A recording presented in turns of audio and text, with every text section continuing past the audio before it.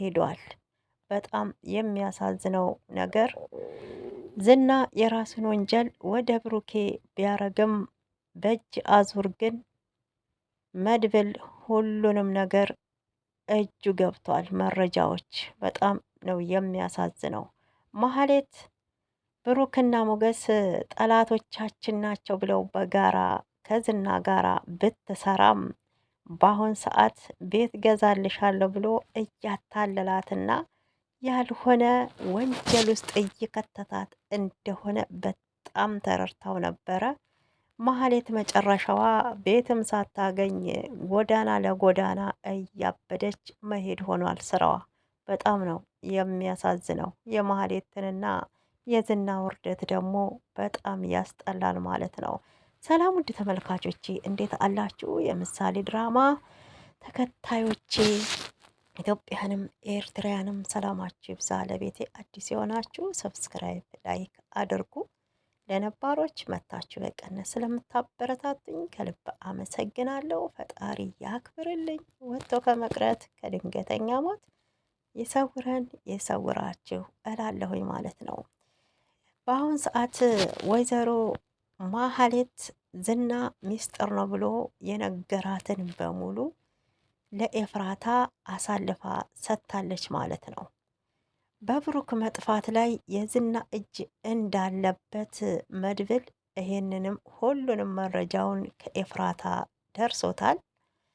ወደ ታይላንድ ብሩክ የሄደ ሰዓት አደንዛዡን እጽ ይዞ እንዲሄድና ቤቱንም እንዳይሸጥ በዛ ምትክ ብር ያስገቡለት ትልቁ ባለስልጣን ካሌብ ሙልሲሳ የሚባለው እንግዲህ ከዝና ጋር እንደሚሰራ መድብል እስር ቤት በነበረበት ሰዓትም ብዙ እስረኞች በሱ ጉዳይ ታስረው እንዳሉና ምንም ጥቅም ሳያገኙ ብዙ ከባድ ፈተና እንደደረሰባቸው መድብል በጣም ተረድቶታል። ካሌብ ሙልሲሳ ማለት በጣም ወንጀለኛና ከወንጀል ጋር የተጨማለቀ እንደሆነ እዛ እስር ቤት በነበረበት ጊዜ ተረድቶት ነበር። አሁን ላይ ብሩክ የጠፋው ደግሞ ከካሌብ ሙልሲሳ አካውንት ወደ ብሩኬ በጣም ብዙ ሚሊዮን ብሮች እንደገቡ መረጃውንም በአንድ ወዳጁ በኩል አስረድቶት ነበረ። መድብል ቀደም ብሎ ለኤፍራታ ዝናና ማህሌት ምን እንደሚያወሩ እሷ ስትገባ ጠብቀሽ ስልክ ደውይልኝና ስልኩን አንሺው የምታወሩትን በሙሉ እኔ መስማት አለብኝ ብሏት ነበረ ኤፍራታን። ኤፍራታም ዝናን ስለምትፈራው በጣም ፍራቻ አድሮባት ስለነበረ አይዞሽ እንዳትፈሪ፣ በነፃ እንድትሰሪልን ደግሞ አልፈልግም፣ ለዚህ ደግሞ ክፍያሽ ጠቀም ያለ ነው፣ ካሁን የተሻለ ለወደፊት ህይወትሽ ተንደላቀሽ የምትኖርበትን ክፍያ ነው የምከፍልሽ አላት መድብል። ኤፍራታ ጥቅም ፈላጊ ስለሆነች እንደ እህቷ ተስማማች። ያንን ጉዳይ ደግሞ አንድ በአንድ ማህሌት እህቷን መጠያየቅ ጀምራለች። ለምንድን ነው የመድብል መምጣት አንቺንም ሆነ ዝናን ያስጨነቃችሁ? ምን ያገናኘዋል? ብሩክ እንደፈታሽ እኮ መድብል ያውቃል። አሁን እኮ አንቺ የብሩክ ሚስት አይደለሽም። ስለዚህ ምንድን ነው ያስፈራሽ ብላት ነበረ። እንዴት መጣ? ምን ፈልጎ መጣ ብላ ተጨንቃለች። እኔ እንጃ ኤፍራታ ፈርቻለሁ። ብሩክ ግን አደጋ ውስጥ ያለ ነው የሚመስለኝ። ይሄንንም ደግሞ ዝና በጣም ጠንቅቆ ያውቃል አለቻት። ይሄን ጉዳይማ መድብል መስማት አለበት ብላ ኤፍራታ ለመድብል ስልክ ደውላ ነበረ። ሄሎ መድብል እንዴት አደርግ? ስለ ብሩኬ አዲስ ነገር አለ አለችው።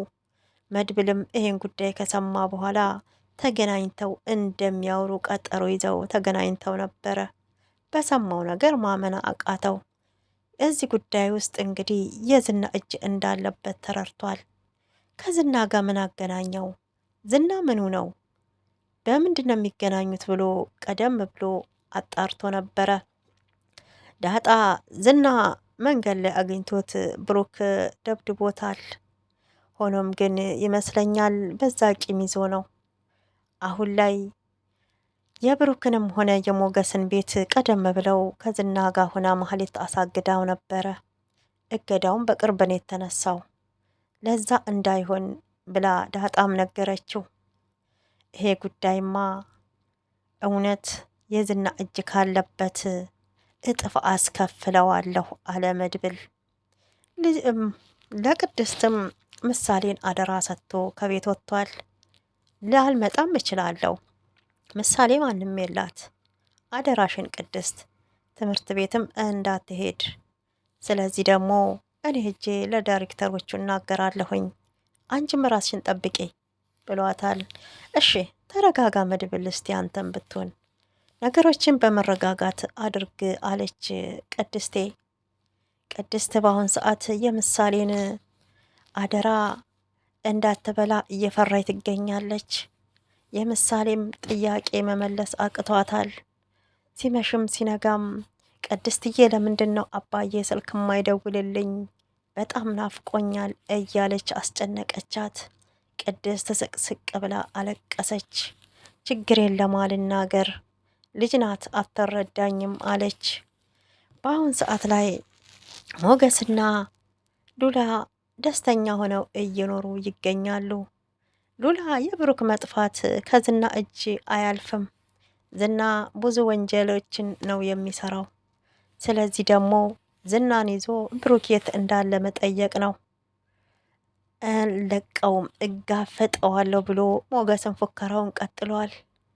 በአሁን ሰዓት ግን ሉላ እንደው በዚህ ሰበብ ተደርጎ ዝና ወደ እስር ተወርውሮ እኛም በነጻነት በኖርን አለች ሉላ። ሉላ በጣም እያስጨነቃት ያለው ዝናን ከዚህ ቀደም ጭንቅላቱን ብላ ስለወጣች እኔም በወንጀል ተጠርጥር ያለው ብላ ፍራቻ ላይ ትገኛለች።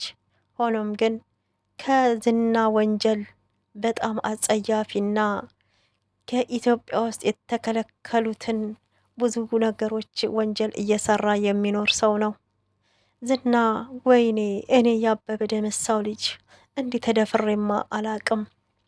ስለዚህ ሉላ እኮ በጣም ነበር የምትወደኝ። ስመታት፣ ስታለቅስ፣ ስቆጣት፣ ባዶ ቤት ስዘጋባት እያለ ፉከራውን ቀጥሏል።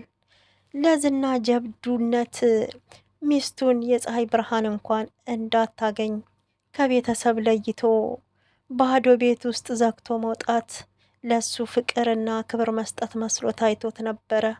በዚህ መሀል ግን ሉላ እየተሰቃየችና እየተጎዳይ ትገኛለች።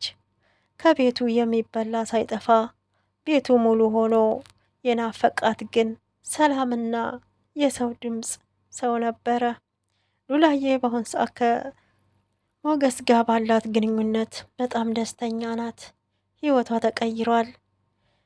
ቤት እየዘጉ ከሰው ለይቶ ጥቁር ልብስ አስለብሷት ነበረ ለ9 ዓመት አብራው የኖረችው ሉላ። ይህንንም መስዋዕት የከፈለችው ለሞገስ እንደሆነ ሞገስ ጠንቅቆ ያውቀዋል። አሁን ላይ ግን አሳልፌ አልሰጥሽም፣ በህይወት እስካለሁ ህይወቴን እሰዋለሁ እያለ ይገኛል። ኤፍራታ ለመድብል በመናገሯ ፍራቻ ውስጥ ገብታለች። ይሄንን ጉዳይ ዝና በህግ ታልተያዘ መሀሌትን ያጠፋታል። ይሄ ደግሞ ለእኔ ነው ሚስጥር እየነገረችው እያለች በጭንቀት ልትፈነዳ ነው መሀሌት። ለማንኛውም እውነቴን ነው ዝና የእጁን ማግኘት አለበት። ብሩክን ደግሞ በሱ ምክንያት እየተሰቃየ እንዳለ መድብል ደርሶበታል። ቤቱ እንዳይሸጥ ያደረገውና ቤቱም እንዳልተሸጠ የሚያውቀው ዝና ብቻ ነበረ። ይሄንንም ደግሞ ይግባኝ እንድትጠይቅ መሀሌትን እየገፋፋት ነው ማለት ነው። ሆኖም ዝና እንግዲህ ቤቱ አልተሸጠም ካለ ቀን ጀምሮ ብሩክ ምድር ይግባ ሰማይ ይግባ አይታወቅም ማለት ነው። ይሄም አሳዛኝ ነገር ነው። ምሳሌ በጣም እየተጨነቀች ትገኛለች። ቅድስትም ተደብቃ እያለቀሰች ነው። ቅድስት ለምን እንደምታለቅሽው ብትላትም ቤተሰቧ እንደናፈቋት ለምሳሌ ፊት ያለመናገር ደብቃታለች። ምሳሌ የምታውቀው ብሩኬ እንግዲህ ከሀገር እንደወጣ ነው እንጂ ምን እንደገጠመው አታውቅም። ይሄንንም ደግሞ ያለመናገር ለራሳቸው ቃል ገብተዋል። የምሳሌ ጥያቄ ከባድ ቢሆንም አንድ ቀን መልስ እንደምታገኝ ቅድስት ተስፋ አድርጋ እየነገረቻት ነው። ትምህርቷ ላይ እንድትበረታም መድብል ለምሳሌ ነግሯታል።